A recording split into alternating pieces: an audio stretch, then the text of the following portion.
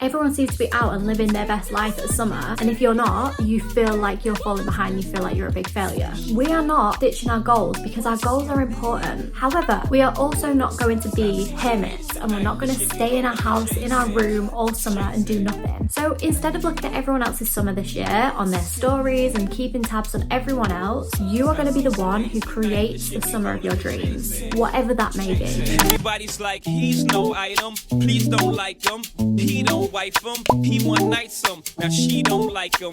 This summer is a healing and healthy girl summer. I can feel it. There's just a general vibe of people wanting to step up their life, to start healing and to start being healthy internally. Hot girl summer will always have a place, and it is still hot girl summer. We can still be hot and we can still be healing and healthy, but this version is slightly less chaotic. So in the past, I've kind of had a little bit of a troubling relationship with summer. I've always put so much expectation on summer and it being so amazing because that's what we see in the movies. Everyone seems to be out and living their best life at summer, and if you're not, you feel like you're falling behind, you feel like you're a big failure. I think these really high expectations of what your summer should look like really throw us off and hold us back. I know for me, if I have too high expectations of myself to do something, I just don't do anything at all. So if my bucket list for summer is so long, I often find that I don't do any of it. When I look back on my old journals and I look back on the things that I had planned for summer, I look back and I think, oh my god, I literally did none of that. And I think that is purely because of the overwhelm of expectations of things that I set myself to do. So this summer I've taken a slightly different approach. I am essentially continuing to embody the vibe that I have been doing since the start of the year. So since the start of the year, I've been on my grind, I've been working, I've been saving my money, I've been healing, but I've also had balance.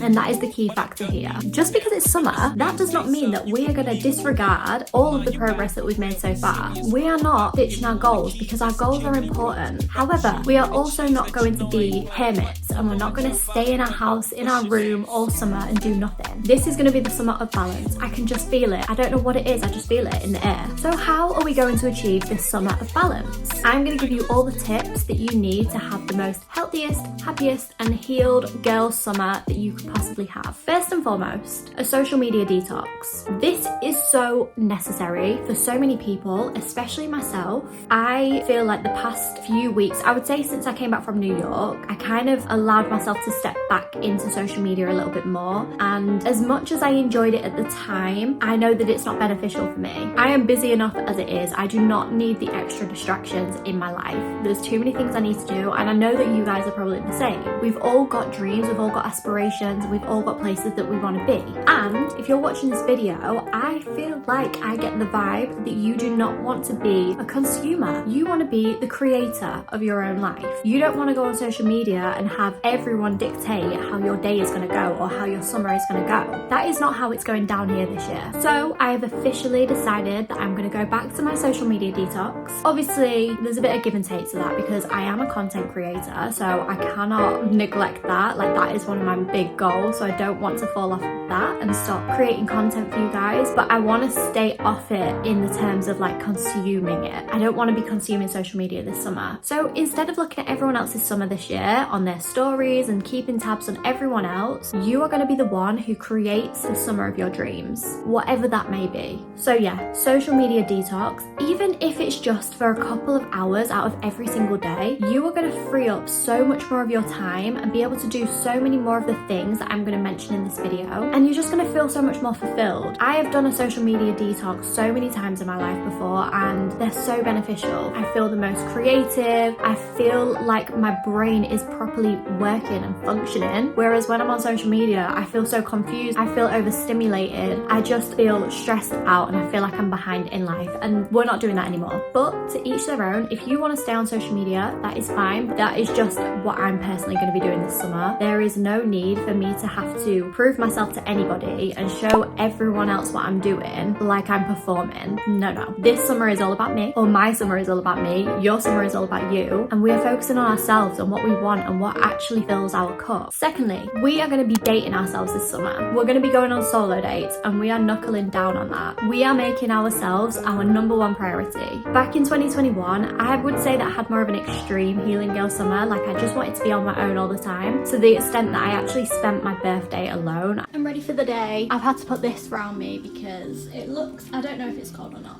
It looks kind of cute. This is the fit. I'm bringing my earphones today as well because I'll listen to some music or something while I'm walking around alone, shopping. But yeah, this is the fit. Got my anklet and I'm just gonna whack my trainers on. My trainers probably don't go, but they are white, so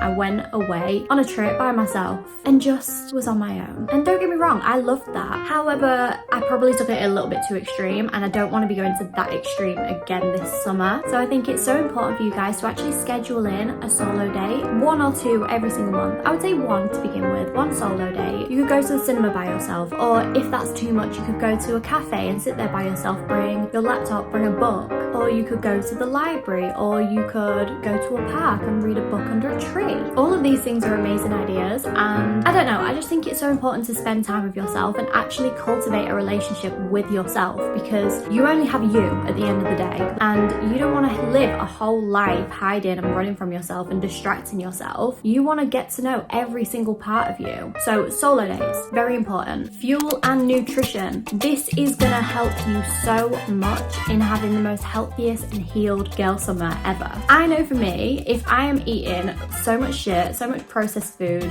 drinking loads of alcohol, I don't feel present. I don't feel myself. I don't feel like I want to do anything. When I'm falling back into these routines of eating really bad processed food out of comfort eating, I find myself just stuck in that loop of eating really bad and then not having energy to do anything, and then not doing anything, and then at the end of summer being really sad because I've not done anything with my time. When you fill your body with foods that are going to nourish you and make you feel amazing, you're going to have so much more energy to give to yourself and to other people and to all the activities that you want to do. Now, I know that food can be like a bit of a touchy subject. I know, I've been there, girl, like I get it. But the thing that I've done that has changed my whole life in terms of like nutrition and food is to just not restrict myself anymore. I make sure that I get all the nutrients that I need in, all my macronutrients and micronutrients, vitamins, things like that. But then if I want to have a treat, I'll have the treat too. But I try to kind of set the rule that I will only really have the treat if I've hit my macronutrient goals. Or say if I want a cookie, I will have that cookie, but then to make it more satiating and substantial, I will add some Greek yogurt for the protein. I will add some chia seeds. I will add some fruits and berries, a banana, a little bit of peanut butter. I will make it a whole immersive experience and a whole nutritious meal. That way it's going to be so much more filling and you're not going to be reaching for another cookie afterwards. You're going to be nice and satisfied with that one cookie that you've had. So I think having that approach on your diet and your food is so important. And ever since I've started doing this, I kid you not, I have lost weight consistently, and it's been a slow progress. I was looking back on my log of my weight since last September when I started tracking it, and I've consistently lost like a tiny little bit of weight each month. It fluctuates when I'm on my period. I'm on my period now and I get a bit heavier, but I have lost weight. So if you're willing to take the long game and know that over time you will gradually lose weight, I feel like this is the best approach. I never recommend like crash diets and things like that because they just have never worked for me. I've tried absolutely everything and it just ends up me going back to self-destructive habits such as binge eating, and that's not good for anyone. So that's definitely an amazing approach that you could take if you feel comfortable in doing that. I know that everyone has different goals, but that is just personally what has worked for me, and I know that it works for so many other people as well. So yes, getting all your nutrients in, hitting your macronutrient goals and your micronutrient goals, and drinking lots of water. That is so important. Aim to drink at least 1 litre of water every day. I know that people say 2 litres, which you should aim for that, but at the very minimum, you want to be drinking one of these. This is a litre. On a bad day, I'll drink 1 litre, but on a good day, I'll drink 2, maybe 3 litres. It all depends, but as long as you're getting at least a litre, because that's better than what you would get if you were just not going to drink anything at all. I digress. The next thing is movement and exercise. This summer, we are going to get up and we're going to move our body. We're not going to force ourselves to go to the gym 3 to 5 times a week and do a vigorous workout routine. We're not doing that. I mean, if you want to do that, you can do that. As I say, everything is to be taken with a pinch of salt, but I find it so beneficial to just move your body in the ways that feel good. So like in my previous video, I mentioned our cycle and the phases of our cycle. It's going to depend what phase of your cycle that you're in on what kind of movement you want to make.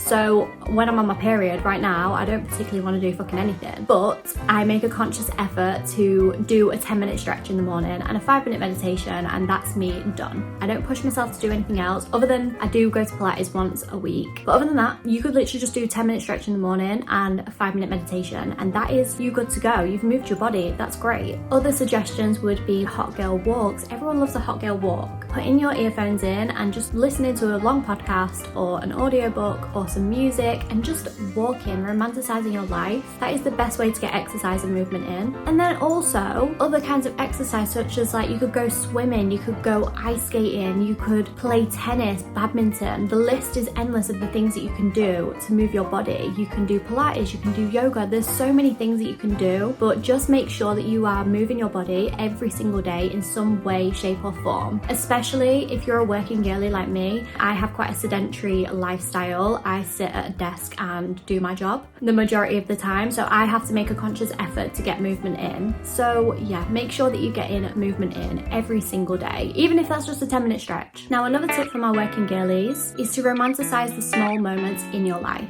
I know that when I see all these videos on YouTube of how to live your best like hot girl summer, it kind of can dishearten me a little bit when I'm in my low moments, because I think, oh my god, I wish I had all that time to do all those things, but I feel like I don't have that time. But that is not going to hold us back from having the best summer ever. Even if you're working 1, 2, 3 jobs, I don't care. You are still going to be able to romanticize the tiny little moments in your life. So for example, every single morning I wake up at 5 a.m. so that I can make a tiny bit of time for myself in the morning to just balance my nervous system, do the things that I really love doing, get a bit of movement in there. I know that some people like to take the piss out of morning routines and they don't think that they're very beneficial, but I think if you're someone who needs time to yourself and time to do things that you want to do but you are busy, a morning routine is amazing. So I really romanticize my morning routine, my morning cup of tea, my morning breakfast, everything about my morning I romanticize. And then even when I'm going to work, I romanticize all of the nature that I see when I'm driving to work. Or I'll even, sometimes when I work on my evening job, I will kind of imagine myself to be like Princess Tiana. And you know that song where she's like, I'm not going to sing it, I'm going to embarrass myself, but the Almost There song.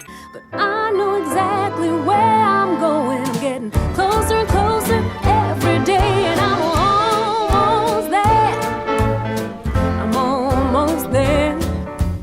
People down here think I'm crazy, but I don't care. That song, oh my god, I like sing that in my head and I think, oh my god, I'm almost there. I'm not going to be doing this for long. I'm going to have my dream life soon. That is how I think of it, and that is how I truly romanticize my life. I think of myself like a main character who is in an era of her life where she is working, she's on a grind, she's trying to get her money and finances in order. That's the vibe that I'm on, and it really helps me kind of find a little bit of joy in working jobs that I don't particularly love, but it's fine. We move. We have to make light of every situation that we're in and get through it, because if we don't find ways to cope with our situation, we're just going to end up in a bad place and we don't want to be there. So yeah, romanticizing your life, romanticizing every aspect of it, and just getting through this phase of your life and knowing that it's only a phase. If you're in a job that you don't particularly like, that does not mean that that is destined for you for life. If there is something else that you want to be doing, then you can start working towards that now whilst you are working. There is no reason for you to not, and it might take a bit longer to get the progress that other people get because you're so busy and you don't have the time to dedicate to it. However, as long as you're working to it every single day, that is going to give you fulfillment and satisfaction alone. So you will feel so much better in turning up to your 9 to 5, even though you hate it, because deep down you know that it's not going to be forever. Because if you're working towards your dreams on the evenings and when you have free time, then of course you're going to get your dreams eventually. It's just a nice little perspective to have if you're in a situation that you're not particularly fond of right now, just remembering that it's only temporary and you're the main character. You're just in the era where things are maybe a little bit difficult and things are a little bit busy and stressful, but it's not always going to be like that, and seek some comfort in that alone. Another thing that I think is in alignment with the main character energy is to keep a diary. Keep a log of your summer, the things that are happening. Make a conscious effort at the end of every single day to have a little writing session. Write down the things that you did in your day, the things that you felt, the things that made you feel happy, the things that didn't make you feel happy. I always bang on about the importance of tracking your life, but it is so important to track it, because when you track it, you actually have a log, you have an inventory of all of your progress that you've made, all of the emotions that you're feeling in a certain moment. In retrospect, they're not that deep, but you will never know that. You'll always probably catastrophize all of your issues and your problems and think it's the end of the world when you can't reflect back and think, oh, actually, I felt this kind of way back in January, or I felt this kind of way back in June. When you have a frame of reference of your feelings and how certain things made you feel, you can then tailor your life so that you can make it a little bit easier and a little bit more enjoyable. So then following on from that, I want you to make sure that you're checking in with yourself this summer. You're checking in with your goals, you're checking in with your mental health, you're checking in with your physical health, your nutrition and the things that you're eating, your habits and routines, your financial situation. I want you to make sure that you're checking in with it all. This is very important because it allows you to stay on track. You need a little bit of structure even in summer. And I know that summer is a time for fun and frivolity and enjoying yourself and not really thinking too much, which if that's the kind of summer that you want to have, you go for it, because I've had my fair share and I think everyone needs to experience that. But for me personally, I found that I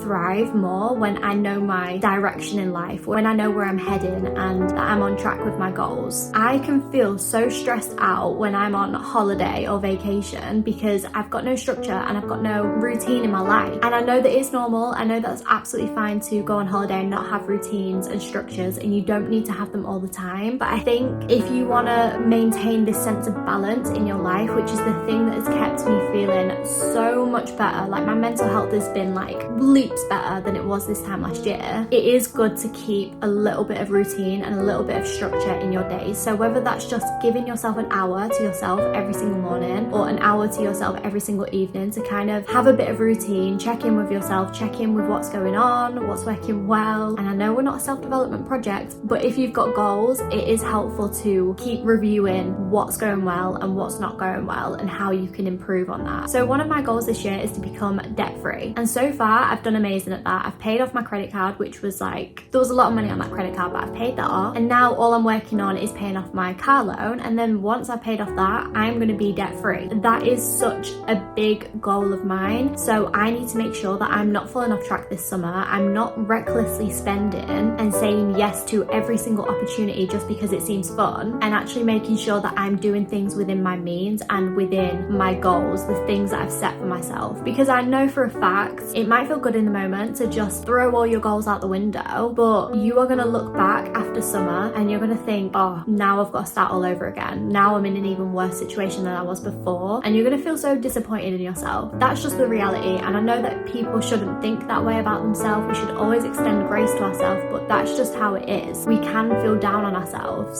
So that is definitely my intention this summer, because I've already seen how easy it is to kind of venture off that a little bit and just spend money recklessly. I'm already wanting to spend my money on everything, but just having a bit of balance with that and making sure that you've got money to do things that you want to do, but then also making sure that I'm staying on track with my goals. However, everyone is different, so yeah, I'll say it again, but take it with a pinch of salt. And then the final thing, which I feel like I should have maybe put as one of the first points, but here we are. The final thing is to have a big clear out. Get rid of every single thing that does not serve you anymore. I have been so ruthless with this. I have gotten rid of clothes that I've kept hold on for so many years because they had potential. I wore them back in the day and I really loved them, or they had sentimental value. I kept hold of so many clothes, and all that was really doing was just crowding up my room, crowding up my space. And when your space is crowded, your environment around you is cluttered and chaotic. That reflects in your brain, and we don't want that. We want a nice clear head and we want a nice fresh beginning for the summer. We do not want to be carrying any of that old weight that we had from the past. So if you have anything from exes in the past that you've kept on to because of sentimental value, I feel like now is the best time to